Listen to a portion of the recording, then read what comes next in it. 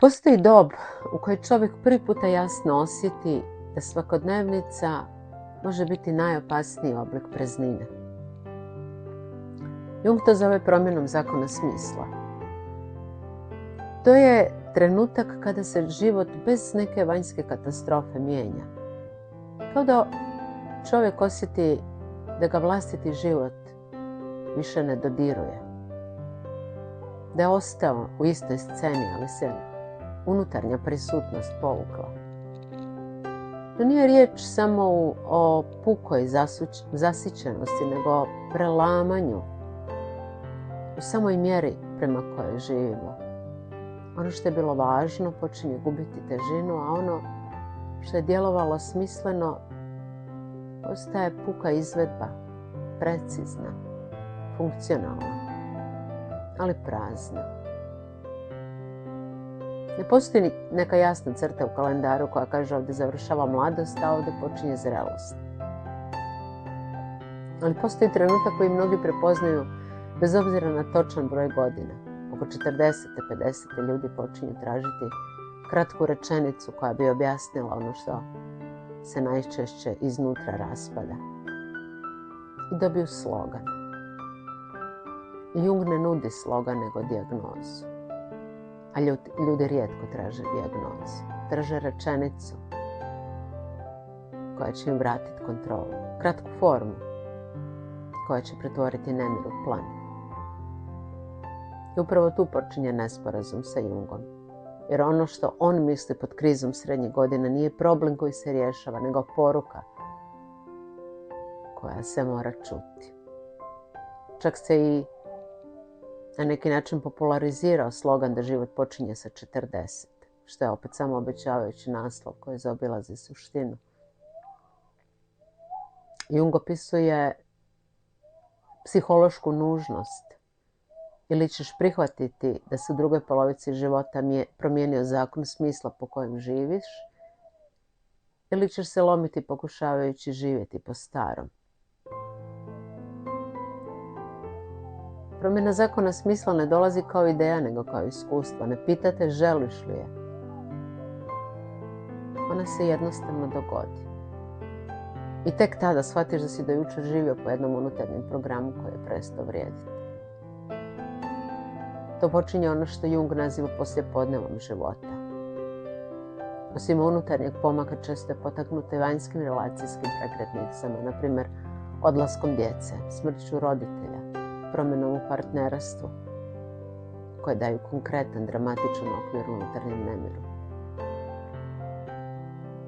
U tom razdoblju ulazimo poslijepodne najčešće nespremni, zato što nas nitko nije učio da se život ne nastavlja istom logikom kojom je započeo. U prvoj polovici života učimo kako se postaje netko u svijetu, a u drugoj je potrebno naučiti kako se postaje netko pred samim sobom. To je promjena životnog zadatka. Ono što je ujutro bilo ispravno i efektno, s vremenom može postati unutarnje razaranje.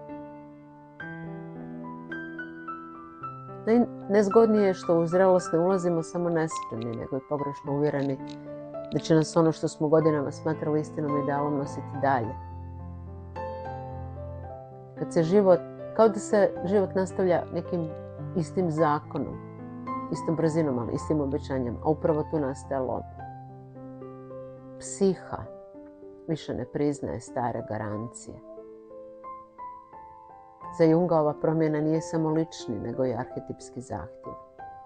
Poziv iz kolektivnog nesvjesnog da se stupi u dodir sa drevnim obrascima zrelosti i mudrostima koje nadilaze lični ego. Ova poruka često dolazi kroz specifične arhetipove. Traži se pomirenje sa animom ili animusom kao potisnutom suprotnom energijom, ili suočavanje sa sjenom, odbačenim mračnim dijelovima, ili odgovor na poziv mudraca, što je potraga za unutarnjom mudrošću. Prva polovica života je prirodno vrijeme ekspanzije. širenje prema van, izgradnja ega, izgradnja položaja i sigurnosti u svijetu. U toj fazi čovjek uči jezik društva, disciplinu rada, strukturu odnosa. Uloge su nužne, postignuća imaju funkciju, a snaga je često usmjerena na ono što se može mjeriti. Svijet traži orijentaciju prema van i zato čovjek u toj fazi često uspijeva upravo onda kada se zna uskladiti sa vanjskim zadacima. Problem nastaje kad se taj program pretvori u idol, kad se uloge, ciljevi, društveni uspjesi počinju doživljavati kao vječno važeći smisao. Kao da ljudski život ne poznaje promjenu smjera. U tom trenutku se uspjeh pretvara u zamku. Zato jer je sve postignuto, ali se iznutra javlja pitanje koje ruši sve račune. Zašto me to više ne uzdiže? Poznato je da su upravo uspješni često prvi koji dožive taj lom. Rukovodioc u 50-ima koji je gradio karijeru 20 godina odjednom osjeća da ga vlastiti život više ne dodiruje. Nije izgubio sposobnost, nije mu propao posao. Ruši se unutarnja garancija da će ga to što radi ispuniti. Da tu garanciju više ne vraćaju novi projekti, veća plaća, veći položaj. Taj čovjek nije u krizi zato što je izvana nešto pogriješio. On je u krizi zato što mu je psiha promijenila zahtjev. I u drugoj polovici života, kaže Jung, ne može se živjeti po istim pravilima. Nije to moralna zabrana, nego psihološka činjenica. Jedan od najvažnijih pojmova u tom prijelazu je persona. U prvoj polovici života persona je nužna, jer bez društvene maske čovjek se teško kreće kroz institucije, kroz odnose i kroz rad. Persona štiti, daje oblik, omogućava pripadnost. Ipak u drugoj polovici života nam može postati oklop. I tada se događa paradoks. Čovjek koji izvana izgleda stabilno, iznutra se osjeća prazno. Kao da je postao vlastita funkcija. Uloga raste, a osoba iza uloga se smanjuje. I upravo tu se javlja ona suptilna, ali razorna sumnja. Ako sam sve ovo postigao, zašto me više ne dodirnu? Ako sam postao netko, zašto se osjećam kao da me nema? Te kasnije postaje vidljivo ono što su u prvoj polovici lako prešuti. Društveni uspjesi često znači steći oblik po cijenu širine. Uloga se učvršća, ali se unutarnji čovjek sužava. I onda kad poslije podne života počinje tražiti cjelinu, otkriješ da si za stabilnost platio sobom. Što psiha traži? Mnogi tek tada shvate da uspjeti nije isto što i dati i da zrelost traži zamjenu težišta s osvajanjem na odgovornost. Tada se vraća ono što je ostalo neproživljeno. Dijelovi života koji su morali biti potisnuti da bi se postigao uspjeh ne nestaju, oni čekaju. Ponekad se javljaju kao neke prijašnje uspomene, ponekad kao žar ispod pepela. Neispunjene sklonosti, potisnute potrebe, kreativnost, nježnost, sporost, dubina, istina koja nije bila korisna ili koju je trebalo prešutjeti.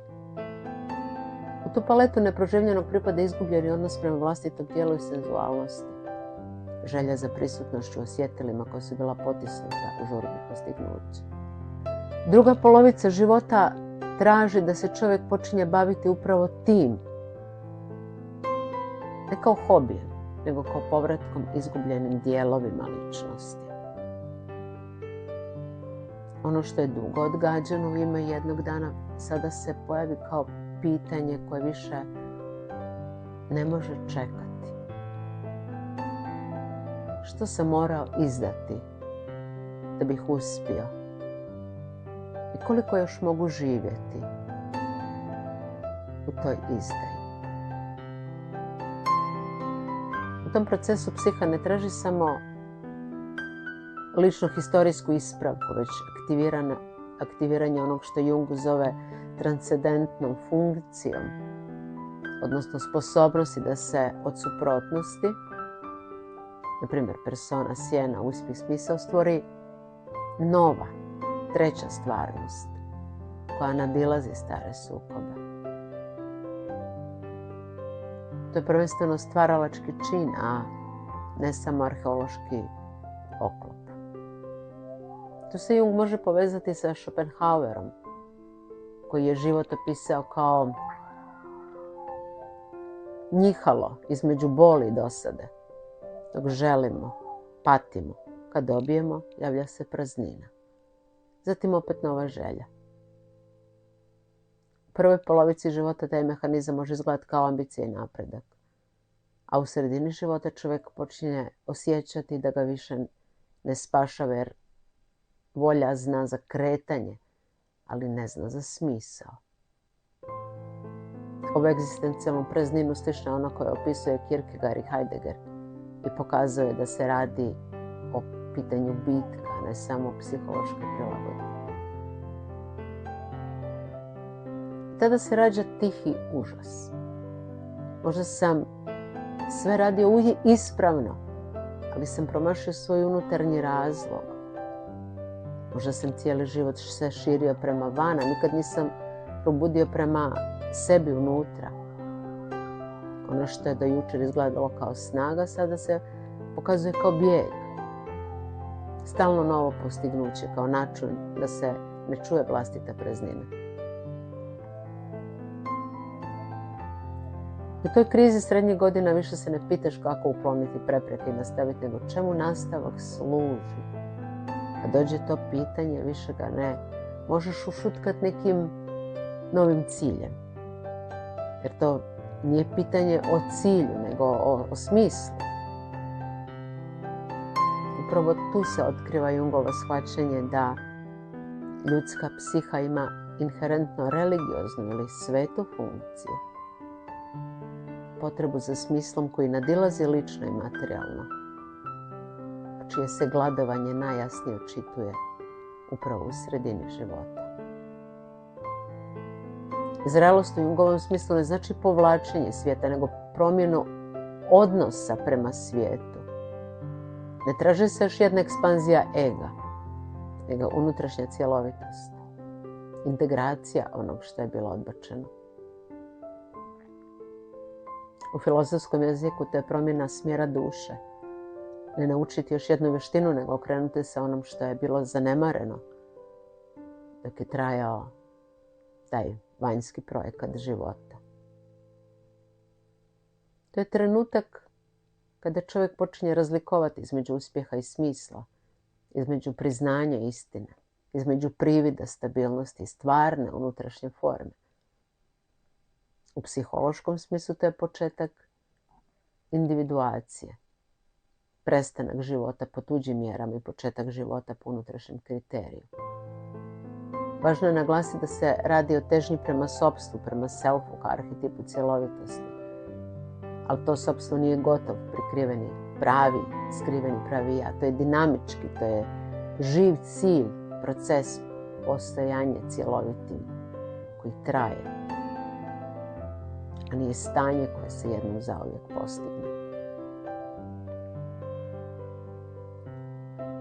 Mladi žive u horizontu mogućeg jer budućnost još nije pokazala svoju cijenu. Dok zreli ljudi žive u horizontu nepovratnog, jer već znaju što znači izabrati i zauvijek zatvoriti druge puteve. U mladosti ideali nose i vuku naprijed, u zrelosti, isti ideali traže račun. Ne zato što je čovjek postao ciničan, nego zato što je shvatio da stvarnost uvijek uzima svoj dio. A vrijeme više nije apstraktna širina, nego ograničen prostor u kojem moraš odlučiti što vrijedi. Smrt kao horizont dolazi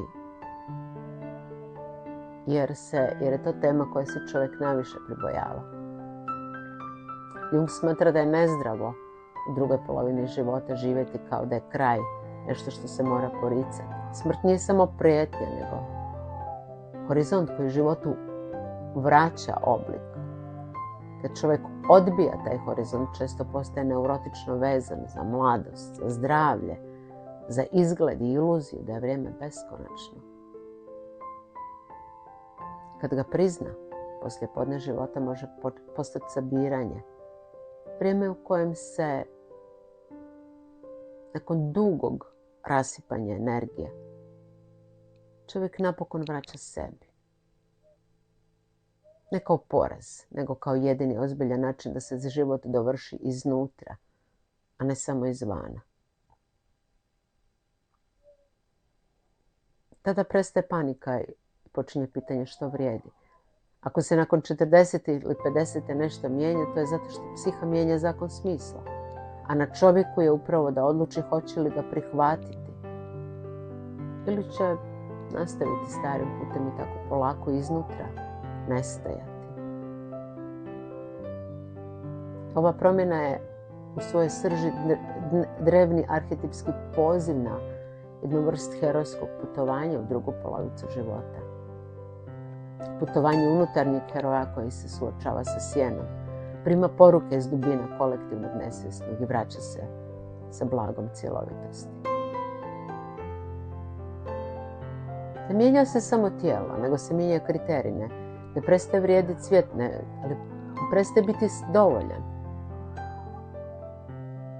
Ne gasi se ambicija, ali se razotkriva njezina praznina ako ne služi nečem dublje. Tada čovjek stoji pred izborom koji izvana ne izgleda dramatično, ali iznutra presudan. Ili će nastaviti igrati igru jutra života, više statusa, više maske, više dokazivanja, ili će priznati da je nastupio trenutak okretanja. Trenutak u kojem treba živjeti ono što nije bilo proživljeno, integrirati ono što je bilo odbačeno i otvoriti smisao koji nije tek produžetak ega. Ne bježanje od sebe, nego odgovornost prema vlastitoj cjelini. Ne povratak unatrag u nostalgiju, nego napokon dosezanje onog što si cijelo vrijeme bio, a nisi smio biti dok si gradio ono što si mislio da moraš postati. To je bilo sve za danas. Hvala vam na pažnji, hvala na slušanju. Sve najbolje vam želim.